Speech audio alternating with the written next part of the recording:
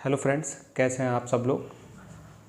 Friends, आज हम एक नए टॉपिक की शुरुआत करने जा रहे हैं, हायरार्की ऑफ कोर्ट्स। जैसा कि मैंने बोर्ड पर लिख दिया है, तो इसका मतलब ये होता है कि कोर्ट्स की हम पोजीशनिंग, मतलब कौन सी कोर्ट किस पोजीशन पर आती है, सबसे ऊपर कौन सी है, उसके नीचे कौन सी है, सबसे नीचे कौन सी है, ये सारी चीज़ें हम और दोनों ही तरीके से पढ़ेंगे, यानी क्रिमिनल्स का अलग और सिविल का अलग। ठीक है, तो अब हम शुरुआत करने जा रहे हैं अपनी वीडियो की, और इसको मैंने बताया कि क्रिमिनल का हम अलग पढ़ेंगे, ठीक है ना, और सिविल का अलग पढ़ेंगे, यानी कि सिविल कोर्ट्स की हायरार्की और क्रिमिनल कोर्ट्स की हायरार्की। तो इसमें हम स्टार्ट करते हैं। तो सबसे पहले जो होता है सुप्रीम कोर्ट, ठीक है ना। इसके नीचे जो आती है वो आती है हाई कोर्ट। हाई कोर्ट के नीचे आती है सेशन कोर्ट, यानी कि सेशन जज, ठीक है। फिर आते हैं एडिशनल सेशन जज,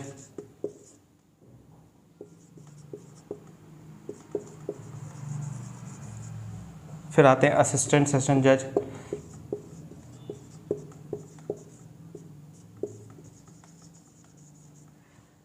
उसके नीचे आपके आ जाते हैं सीजीएम, यानी कि चीफ जुडिशियल मजिस्ट्रेट, मुख्य न्यायिक मजिस्ट्रेट। उसके नीचे आ जाते हैं एसीजीएम, उनसे नीचे होते हैं जुडिशियल मजिस्ट्रेट फर्स्ट क्लास, और उससे नीचे होते हैं जुडिशियल मजिस्ट्रेट सेकंड क्लास, ठीक है। तो ये तो हो गई पोजीशनिंग, यानी कि कौन सी सबसे ऊपर ये हो गया आपका supreme court, high court, session court, CGM, और ये सबसे नीचे जुडिशियल मजिस्ट्रेट सेकंड क्लास, ठीक है। अब हम बात करते हैं किसकी कितनी कॉम्पिटेंसी होती है पनिशमेंट देने की, यानी कि कौन सी कोर्ट कितनी सज़ा दे सकती है, कितना जुर्माना डाल सकती है। तो इसमें जो हाई कोर्ट है, सुप्रीम कोर्ट को तो नहीं है, लेकिन हाई कोर्ट जो है, any punishment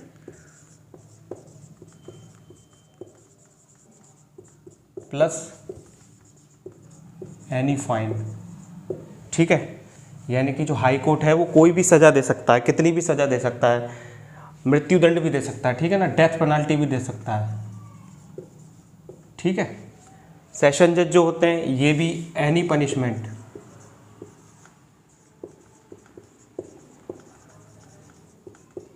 plus any fine,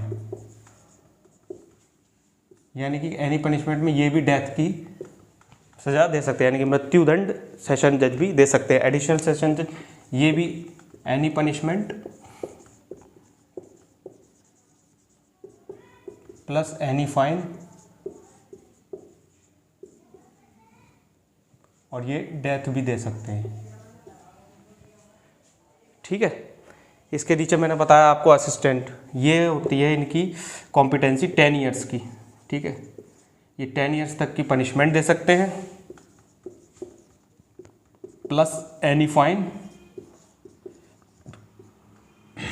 ठीक है। फिर आ गया आपके सीजीएम। सीजीएम की कॉम्पिटेंसी कितनी है, ये 7 ईयर्स तक की सज़ा दे सकते हैं, 7 ईयर्स तक की या उससे कम, प्लस एनी फाइन।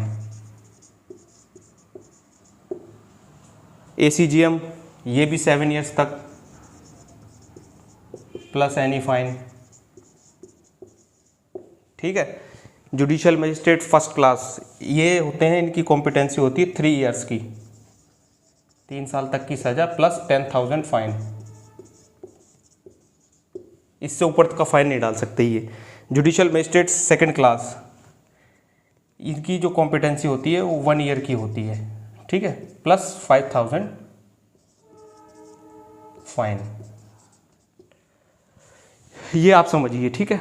अब इस पे आपको देखने से ही पता चल रहा होगा कि जो डेथ यानी मृत्युदंड है वो केवल इनके पास अधिकार है देने का, ठीक है। या तो हाई कोर्ट या सेशन कोर्ट मृत्युदंड दे सकती है, लेकिन जो हाई कोर्ट देगी वो तो उसका कंफर्मेशन की कोई जरूरत नहीं, लेकिन जो सेशन कोर्ट मृत्युदंड देती है ना, उसका जो कंफर्मेशन होता है वो हाई कोर्ट करता है। यानी कि सेशन कोर्ट मृत्युदंड दे हो सकती है, लेकिन बिना उसके कंफर्मेशन के, हाई कोर्ट के कंफर्मेशन के, उसको फांसी की सज़ा दे नहीं सकते, ठीक है, उसको एग्जीक्यूट नहीं करा सकते। उसके लिए हमें कन्फर्मेशन लेना पड़ता है, और कन्फर्मेशन कहाँ होता है, उस CRPC की धारा, याद रखिएगा, 366 में होता है, सेक्शन 366, ठीक है, section 366 CRPC, conformation by high court, ठीक है, उसको हाई कोर्ट कन्फर्म करेगा। और इसके अलावा अब आप ये देख रहे होंगे इसमें एनी फाइन, तो आप कंफ्यूज मत होइएगा। एनी फाइन का मतलब ये नहीं होता कि कुछ भी डाल देंगे। एनी फाइन मतलब रिजनेबल होना चाहिए, ये नहीं कि कितना भी डाल दिया, रिजनेबल होना चाहिए, ठीक है, एनी फाइन। और इसके अलावा इसके नीचे हायरार्की में हम एग्जीक्यूटिव मजिस्ट्रेट को भी ऐड कर सकते हैं, एग्जीक्यूटिव मजिस्ट्रेट, क्योंकि इनके पास भी पावर होती है कस्टडी देने की, ठीक है। कस्टडी ये 7 दिन तक की कस्टडी दे सकते हैं, 7 डेज़ की ओनली। एग्जीक्यूटिव मजिस्ट्रेट में आप सब लोग जानते ही होंगे कौन आते हैं, ये सारे जुडिशियल मजिस्ट्रेट होते हैं। ये एग्जीक्यूटिव मजिस्ट्रेट में SDM वगैरह ये सब, तो इनके पास भी जो अथॉरिटी है वो 7 डेज़ की जुडिशियल कस्टडी देने की अथॉरिटी होती है, ठीक है। यानी कि जुडिशियल कस्टडी दे सकते हैं, पुलिस कस्टडी नहीं दे सकते। पुलिस कस्टडी की देने की अथॉरिटी केवल जुडिशियल मजिस्ट्रेट के पास ही होती है। जो कन्फर्मेशन होता है ना,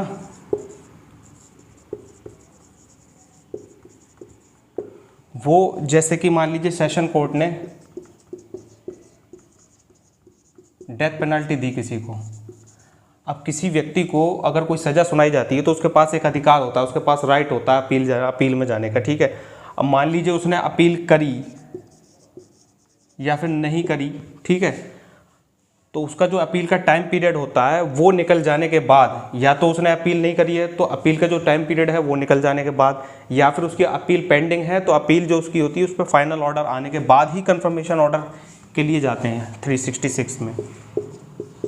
ये इस तरीके से समझ लीजिए कि दोनों जो ये प्रोसीडिंग हो गई, ये दोनों म्यूचुअली डिस्ट्रक्टिव प्रोसीडिंग होती हैं, यानी कि दोनों एक साथ नहीं चल सकती। पहले एक फाइनल होगी फिर दूसरी चलेगी, यानी कि आप अपील वाला फाइनल हो जाएगा पोर्शन, तभी आप कंफर्मेशन के लिए जा सकते हैं। ऐसा नहीं है कि आप एक तरफ अपील भी उसने कर दी है और दूसरी तरफ इधर कंफर्मेशन के लिए हाई कोर्ट में भी डाल दिया, तो दोनों चीज़ एक साथ नहीं हो सकती, ठीक है।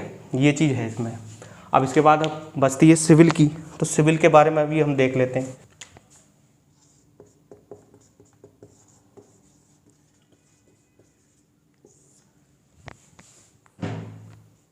फ्रेंड्स, सिविल कोर्ट्स में जाने से पहले मैं आपको अभी ये बता रहा था, वो चीज़ मैं आपको इस तरीके से समझाता हूँ जो मैंने अभी ये बताया ना, कितने साल तक की सज़ा। ऐसा नहीं, एक दो चीज़ें होती है। एक तो ये होता है कि कितने साल तक के अपराध को सुनने की उसकी वो है क्षमता, और कितनी सज़ा देने की क्षमता है। तो कहीं कहीं ऐसा होता है कि वो जो अपराध का जो ट्रायल चल रहा है उसके पास, जज के पास, तो उसकी सज़ा, जैसे आप मान लीजिए सेक्शन 3 थेफ्ट है IPC में, अब थेफ्ट कहाँ है 379 में, ठीक है। इसके लिए पनिशमेंट कितनी है 3 इयर्स, ठीक है। अब 3 साल तक की सज़ा का इसमें प्रावधान है। अब जो IPC है ये किसके द्वारा ट्रायल होता है, ये triable by judicial magistrate second class, ठीक है। जुडिशियल मजिस्ट्रेट सेकंड क्लास के द्वारा ट्राइएबल होता है ये। अब जुडिशियल मजिस्ट्रेट सेकंड क्लास की मैंने भी आपको बताया, तो कॉम्पिटेंसी कितनी होती है, वो कितनी सज़ा दे सकता है, वो हद से अधिक 1 ईयर की सज़ा दे सकता है, इससे ऊपर नहीं दे सकता, ठीक है। अब इसमें जो सज़ा का प्रावधान है वो 3 साल, ठीक है। तो इसलिए मैंने आपको इसलिए बताया है कि जो इसकी ट्रायल करने की कॉम्पिटेंसी है वो अलग है और जो पनिशमेंट देने की है वो अलग है, ठीक है। अब इस ऐसी स्थिति में क्या होता है, जब इसको मान लीजिए ट्रायल ख़त्म हो गया, मतलब सारे एविडेंसेस हो गए एक्यूज्ड के भी और प्रोसिक्यूशन के भी, अब इनको देना है अपना फाइनल डिसीजन, इनको देनी है पनिशमेंट 2 साल की। अब ये दे नहीं सकते क्योंकि इनके पास अथॉरिटी नहीं है, इनके पास तो केवल 1 साल की अथॉरिटी है। तो ऐसी सिचुएशन में ये क्या करते हैं, ये सारी प्रोसीडिंग्स को सबमिशन कर देते हैं, सबमिट कर देते हैं। ये किसके लिए, CJM के लिए, चीफ जुडिशियल मजिस्ट्रेट के लिए। अब ये प्रोविज़न कहाँ दिया गया है, ये सेक्शन 325 CRPC, सेक्शन 325 CRPC के अंतर्गत जो जुडिशियल मजिस्ट्रेट सेकंड क्लास हैं वो सारी प्रोसीडिंग्स को एविडेंसेस होने के बाद CGM को सबमिट कर देते हैं। अब CGM उसके बाद जो कॉम्पिटेंसी होती है जिस हिसाब से उसको वो फर्दर आगे कर देते हैं। ठीक है, सिविल में जो होता है ना, सिविल में जो होती है वो होती है सिविल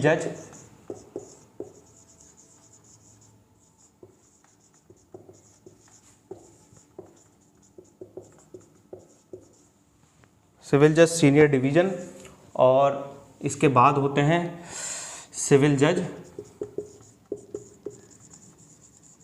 जूनियर डिवीज़न। ठीक है, अब सिविल जज सीनियर, अब अगर हम यूपी की बात करते हैं, उत्तर प्रदेश की, तो सिविल का मतलब अभी मैंने आपको बताया था क्रिमिनल केसेस, और ये होते हैं सिविल कोर्ट्स। सिविल कोर्ट्स मतलब जो दीवानी वाले मामले होते हैं, जैसे कि ज़मीन जायदाद या किसी का पैसे का लेन देन का, इस टाइप का कुछ है, तो वो सारे मुकदमे जो आते हैं वो सिविल्स में आते हैं। अब सिविल की जो कॉम्पिटेंसी है वो, उसमें पनिशमेंट का तो नियम होता नहीं है। अब उसमें हम कैसे देखते हैं इस चीज़ को, सिविल कोर्ट्स में जो हायरार्की होती है वो सबसे ऊपर सिविल जज सीनियर डिवीज़न होते हैं, उसके बाद सिविल जज जूनियर डिवीज़न। अब इनकी जो कॉम्पिटेंसी होती है ये कितनी, मतलब अब जैसे मैंने क्रिमिनल्स में बताया था, उसमें जो कॉम्पिटेंसी होती है वो पनिशमेंट के हिसाब से होती है, कौन कितनी पनिशमेंट दे सकता है। अब इसमें जो हम कॉम्पिटेंसी निकालते हैं वो इस तरीके से निकालते हैं कि किसके पास कितनी लिमिट तक जो पिक्यूनरी जुरिस्डिक्शन होती है सिविल में, वो किसकी कितनी होती है। अब जो पिक्यूनरी जुरिस्डिक्शन होती है सिविल जज सीनियर डिवीज़न की, अब अगर हम बात करें यूपी की, तो यूपी में जो सिविल जज जूनियर डिवीज़न होते हैं वो 5 लाख तक का मुकदमा जो होगा, ठीक है ना, 5 लाख तक की जो वैल्यूएशन होगी उसका जो मुकदमा होगा वो सिविल जज जूनियर डिवीज़न के पास अथॉरिटी है सुनने की। 5 लाख से ऊपर अनलिमिटेड जितना भी होगा, 5 लाख से ऊपर, ठीक है, अनलिमिटेड कितना भी हो वो, उसकी जुरिस्डिक्शन जो है वो सिविल जज सीनियर डिवीज़न के पास होती है। ठीक है, इसके अलावा होते हैं सिविल जज जूनियर डिवीज़न, यानी एडिशनल सिविल जज जूनियर डिवीज़न। ठीक है, ये जो सीनियरिटी के हिसाब से होते हैं, सीनियरिटी के बेसिस पे 3 इयर्स का, और जो स्टार्टिंग होती है उनकी जो लिमिट होती है वो 1 लाख होती है। ठीक है, 1 लाख तक की पिक्यूनरी जुरिस्डिक्शन के जो मैटर होंगे उनको एडिशनल सिविल जज जूनियर डिवीज़न सुनेंगे, और 3 साल का उनको एक्सपीरियंस हो जाएगा। उसके बाद वो सिविल जज जूनियर डिवीज़न के बाद 5 लाख तक का मुकदमा सुन सकते हैं, और इसके बाद सिविल जज सीनियर डिवीज़न होते हैं वो 5 लाख से अनलिमिटेड, उससे 5 लाख से ऊपर जितना भी होगा वो सिविल जज सीनियर डिवीज़न के यहाँ चलेगा। ठीक है, और इसमें जो डिस्ट्रिक्ट कोर्ट होती है वो फर्स्ट एपिलेट कोर्ट होती है। ठीक है, फर्स्ट एपिलेट कोर्ट।